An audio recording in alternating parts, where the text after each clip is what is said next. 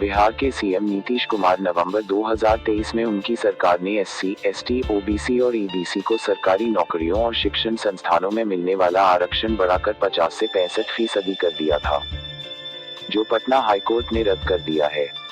आइए जानते हैं क्या था आरक्षण का मूल मकसद।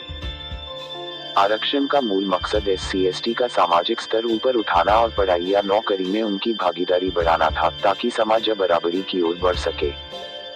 सरकारी नौकरियों में आरक्षण का इतिहास। 1950 में जो आरक्षण की व्यवस्था लागू की गई, उसके तहत सरकारी नौकरियों में अनुसूचित जाति एससी को 12.5% और एसटी को 5% आरक्षण का प्रावधान था।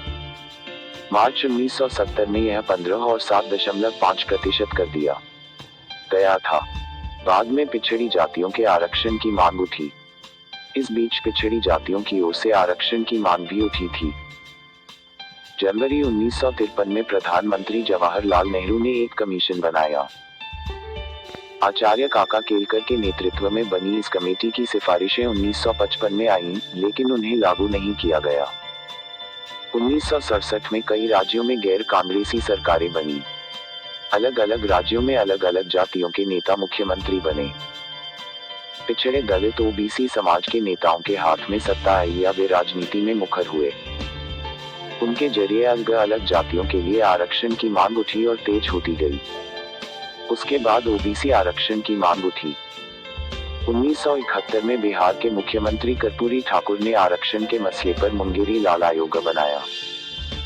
3 साल बाद यूपी में हेमवती नंदन बहुगुणा ने ऐसी ही एक कमेटी बनाई।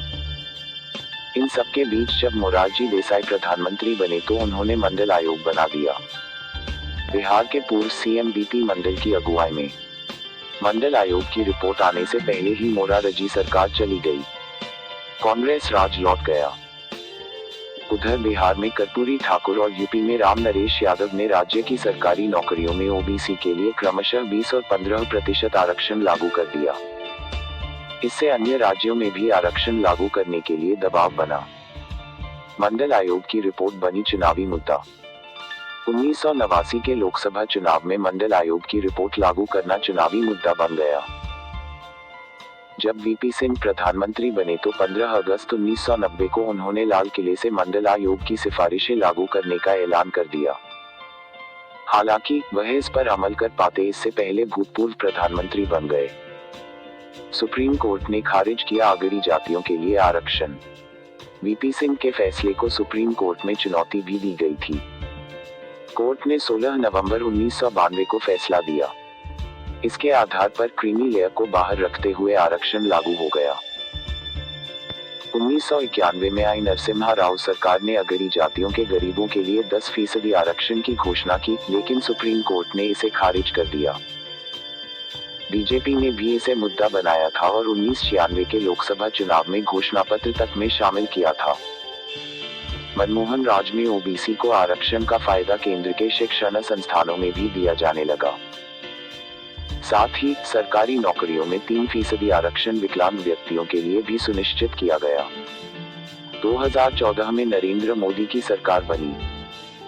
2019 का लोकसभा चुनाव आने से पहले उन्होंने अगड़ी जातियों के गरीब लोगों के लिए 10% आरक्षण की व्यवस्था की। कुछ इस प्रकार आरक्षण का इतिहास था।